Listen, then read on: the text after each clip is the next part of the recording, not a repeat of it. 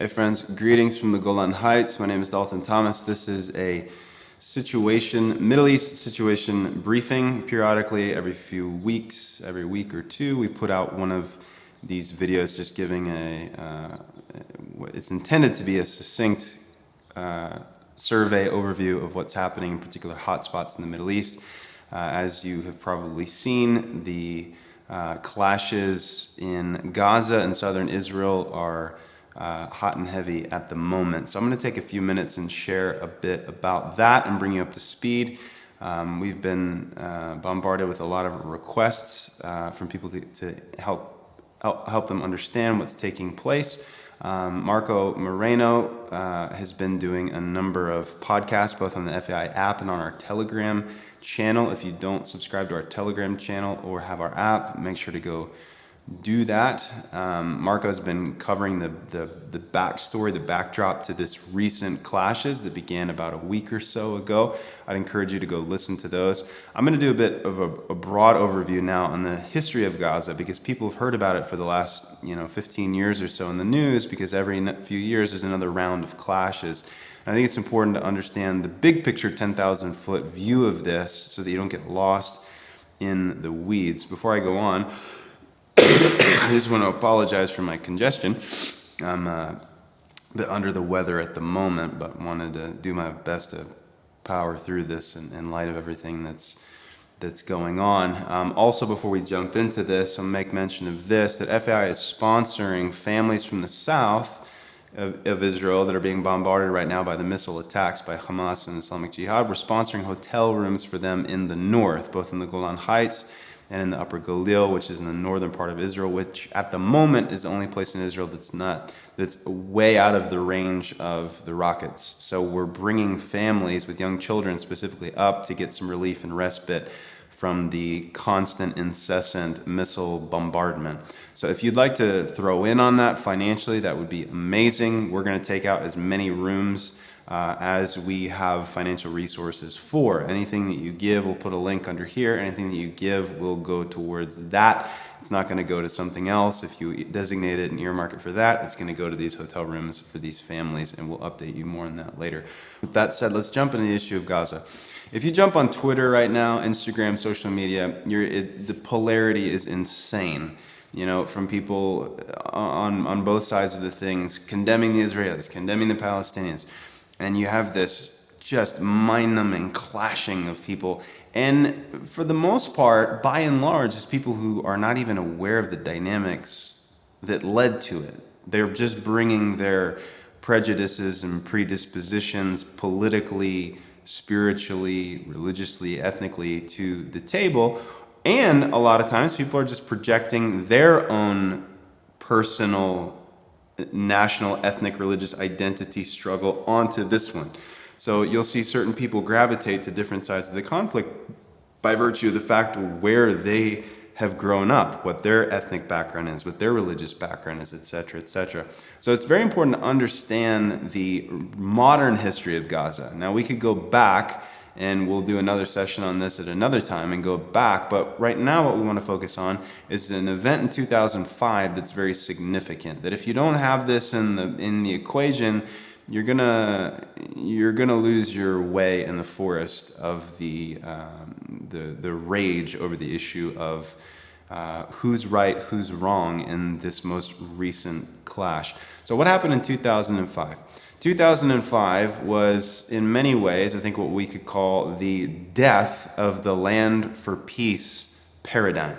The land for peace paradigm emerged from the political left in the United States and the political left in Israel. And the logic was this.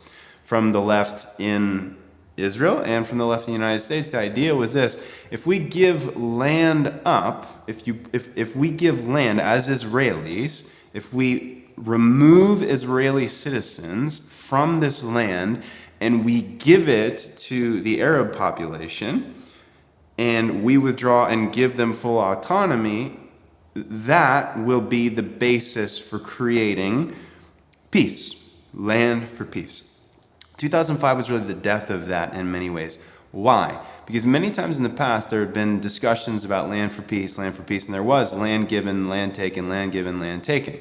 As with every country in the world, land and resource becomes the thing that people clash over. It's not unique to Israel-Palestinian conflict. It's actually just the baseline of every country is land and resources. It's not unique whatsoever. Neither is once you win a war, you keep the land. That's not unique either. What happens throughout human history is when you win a war, you keep what you won. What's interesting is that in other wars, people don't hold the victor under this burden of shame and guilt for winning the war and keeping what they won. But for whatever reason, in Israel, the War of Independence, every country more or less had some kind of war of independence, be it large or small, be it a political war or a military clash. The War of Independence in Israel, the world is still holding it against them that they won. And that's really at the root of a lot of the situation in the Middle East today, is offense at the disaster of 1948 and 1967 when Israel retook Jerusalem, the Gaza Strip, the Golan Heights, and the western bank of the Jordan River. So what happened in 2005? 2005, Ariel Sharon said, you know what? George W. Bush was president at the time. Ariel Sharon said, you know what? We're going to forcibly expel Israeli citizens from 21 settlements in Gaza. Gaza was a Jewish area. Okay? It was a Jewish area from 1967. It was taken. And in 2005, because there was so much commotion about, you need to give us our land back, you need to give us the land back, the Israelis said, you know what? Let's do it. Let's give Gaza back. Okay? We're going to give, which Gaza at the time was, ripe for development, for agriculture, for technology. It was ripe to grow.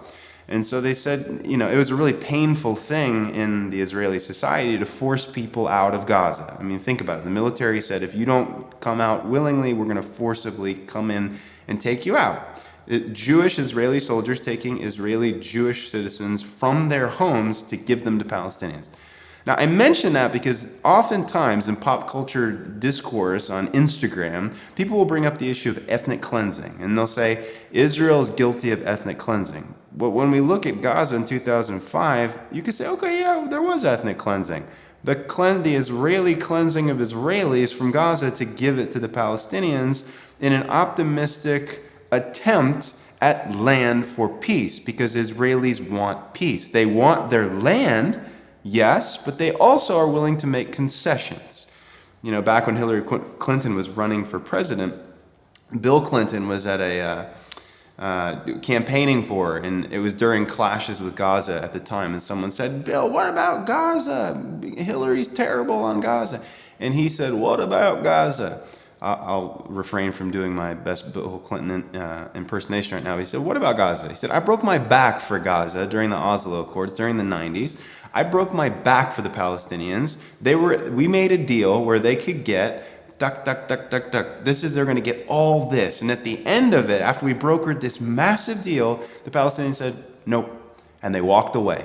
And what Bill Clinton, as a left-leaning American political voice who did break his back with the Camp David Accords during the Oslo years to get them this deal that they said they wanted, the Israelis made massive concessions in the 90s. And what was the outcome? The first and second Intifada, which is the eruption of Palestinian society and the throwing off of any sensibility to work towards peace. So in 2005, the death nail really in the coffin of the Land for Peace deal was Ariel Sharon said, let's try it. Okay, let's do it. Take Gaza. Take it. Well, what happened after they took Gaza? They held elections. And what happened in the elections? The people of Gaza voted democratically for Hamas to govern. Now, herein lies the main problem in Gaza today from a structural level. You have to govern the area that you're elected to govern if you're elected to govern. And if you don't, it becomes something else. So, for example, we just had elections in the United States. We just had elections here in Israel. if which Israel will probably go into more elections. They like having elections every few months here. In the United States, imagine if Joe Biden or Donald Trump or George Bush, whoever, I don't want to get bogged into American politics right now, but imagine if someone was elected to form an administration, and the day that they got in, they said, we're not going to provide electricity, water, security, we're not going to provide education, screw the Ministry of Health, screw the Ministry of Education, we don't need any of that. We're just focused on our military goals. That's essentially what Hamas did in 2006. There is no infrastructure there. There's no infrastructure. And the only support that Gaza has, contrary to popular belief, is actually from the Israelis. The Israelis are sending in unimaginable amount of goods and aid into Gaza every single day. Now, we as an organization worked on the Syrian border and collaborated with the Israeli army to pump a ton of aid into southern Syria during the Syrian civil war. And we watched how every single night at the border, quietly, humbly, how much aid went into Syria on the dime, on the backs of Israeli soldiers, providing it day after day, night after night. And they never made a big thing about it, and they never, really took it to the press and said, look what we're doing. It came out later and became more public, but the Israeli army provides so much aid in hot spots like Gaza, like Syria, like the Jordan Valley. They're providing so much aid, and that's the only thing that's keeping Gaza alive. Why? Because Hamas provides nothing. Hamas provides nothing. There is no infrastructure. And if you speak up and say, hey guys, you're supposed to provide infrastructure and you're not, you get butchered. There is no form of free speech. There is no form of protest. You want to protest in Gaza? You're going to get your throat slit. And you're going to get hung naked in one of the roundabouts in Gaza. That's the reality of Gaza. So when we have all these movie stars who've never been over here making commentary about how we need to show restraint and work toward peace, you don't understand, Mr. or Mrs. Movie Star, that's not how the world works. Because if, for example, imagine in your country, there was a people that said, we're going to kill you unless you give us the land back. You said, okay, we're going to give you the land. They give you the land, and they use that land to dig down into the ground, literally, to build tunnels to sneak into your country, to kill people, and they underground build bunkers where they can store and build and manufacture and fire strategic weapons into civilian centers in the country that gave you the land. Look, you can whine all day long about Israel ethnic cleansing, Israel apartheid, Israel colonialism, but at the end of the day, Gaza is the worst argument for making that point. Now, you can go to other places in Israel and say, what about this, what about this, what about this? And we can have a conversation about that. But Gaza, there's no conversation. Because in 2005, the land was given autonomously to the Palestinians, and they decided to turn it into a weaponized war zone bent on the annihilation of the state of Israel. Another interesting fact that no one seems to bring up when we're talking about Gaza and every single round of clashes, Egypt. Did you know that Gaza shares a border with Israel and Gaza shares a border with Egypt? And do you know that both of them Egypt and Israel have a peace agreement and a coordinated military and intelligence effort to keep Hamas, because it's a terrorist organization, at bay? What's interesting is when Egypt does anything to restrain Hamas, the world doesn't care. No one cares. Why? Profound hypocrisy, number one, that's just rooted in hatred of the Jewish people. And I know it's not popular to say that. People say, no, I don't hate the Jews. I love the Jews. I have a Jewish friend, blah, blah, blah. But at the end of the day, the only reason that you're really mad at the Israeli army for attacking jihadists in Gaza is because actually deep down under it, you do hate the Jews. And you hate the God that elected them. That's really at the fundamental basics of anti-Judaism and anti-Zionism is anti-Semitism. Now, that's not to say that every single anti-Zionist is an anti-Semite, but every single anti-Semite is an anti-Zionist, for sure, 100%. You can't, where there's smoke, there's fire. And right now, guys, there's a lot of smoke, of people blowing smoke, condemning the Israelis for doing what any civilized nation would do to protect their women and their children, which is what? It's blocking strategic weapons that were funded by a regime in Iran with the express purpose for the annihilation of the Jewish people and the Jewish state. That's what the Israeli Defense Force is doing today.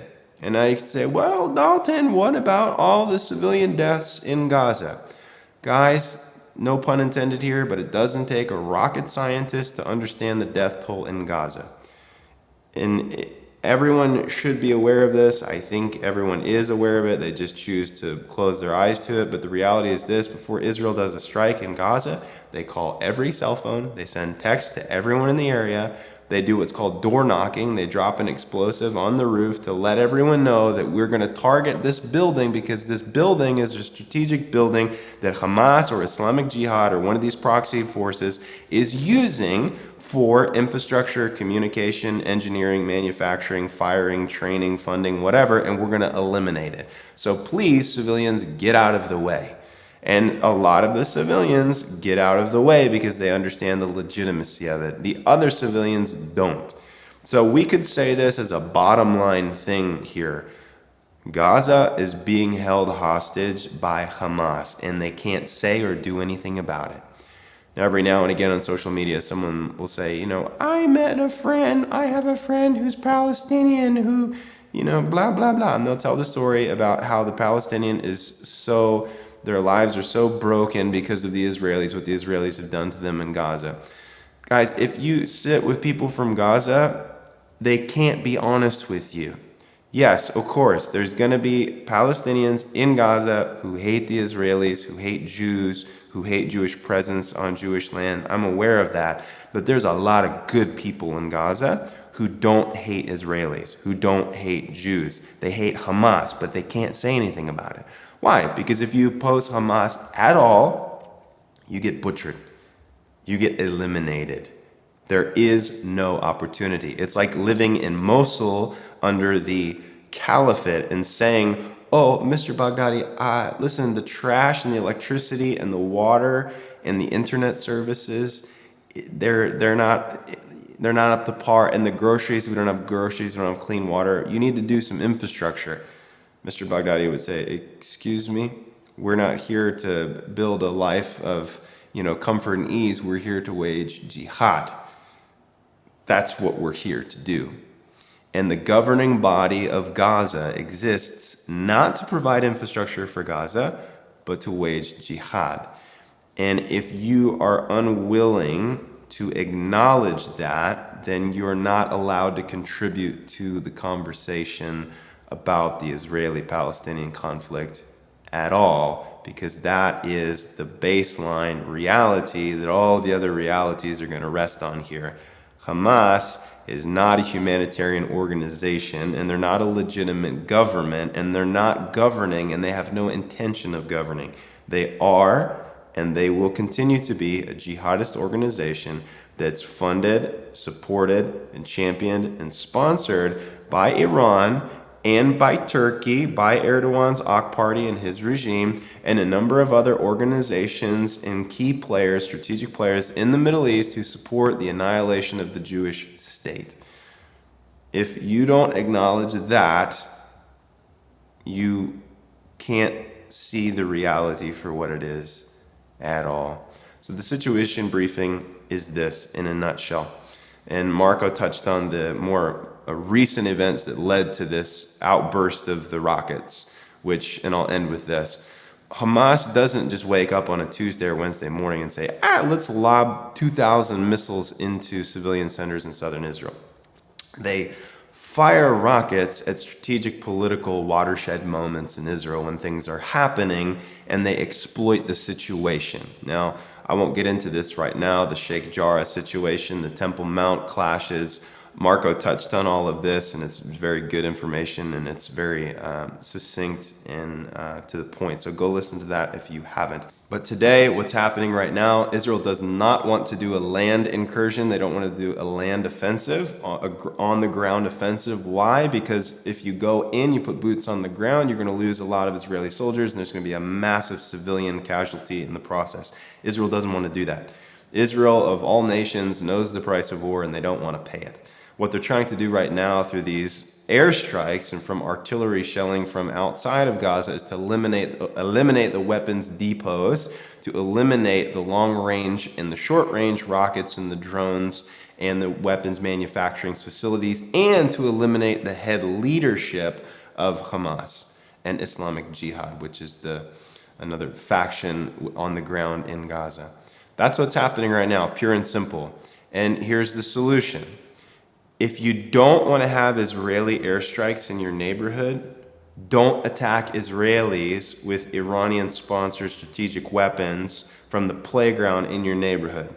That's the easiest way to not get Israeli airstrikes. Last comment. Over the last number of years under the Trump administration, Israel made a massive step forward in the Middle East by brokering peace deals with Arab nations all around the Middle East, demonstrating Israel's passionate pursuit of peace with her Arab neighbors. Israel wants to be seen as a part of the Middle East. Israel wants to collaborate and to work with their Arab neighbors. They've been working vigilantly over the last number of decades to establish peace deals with Arab nations across the Middle East, and they would love to come to a comprehensive peace deal with the Palestinians. The issue is not with Palestinians, the issue is with Islam, particularly radical Wahhabi Salafi Islam. That's the crux of the issue today in Gaza and in the West Bank. If Gaza today would say, hey, we're going to swing moderate, we're going to walk away from this whole crazy genocidal apocalyptic worldview that we hold, and we're going to follow in the footsteps of the UAE. We're going to follow in the footsteps of the way Saudi is going right now, trying to moderate, trying to break out of this medieval genocidal caliphate mentality. Israel would erupt with joy and celebration, because Israelis love the Middle East and feel left out. They would love to be able to drive to different countries in the Middle East. Right now, they can't drive to any. It's amazing. It's absolutely amazing. They're stuck in an island surrounded by other islands that absolutely hate them. My point is to say this. Israel wants peace. Israel wants peace. Airstrikes against a jihadist entity that's targeting your women and your children, your schools and your hospitals is not a statement of Israel's lack of pursuit of peace. It's Israel's army doing their job to secure the civilian population of Israeli society. That's the job of any army, is to keep your people. This is why the Israeli army is called the Israeli Defense Force, not the Israeli Offense Force. The role of the Israeli army is to defend the state of Israel. Guys, thank you for watching this. We're going to do more updates. Marco is going to be continuing to podcast every 24 hours, both on the Telegram app and on the FAI app, or wherever you get your podcasts. You can look for FAI. Thanks for watching this. I'll wrap this up for now. And again, if you'd like to support bringing families up to the north, go ahead and click on the link below. Bless you. Maranatha.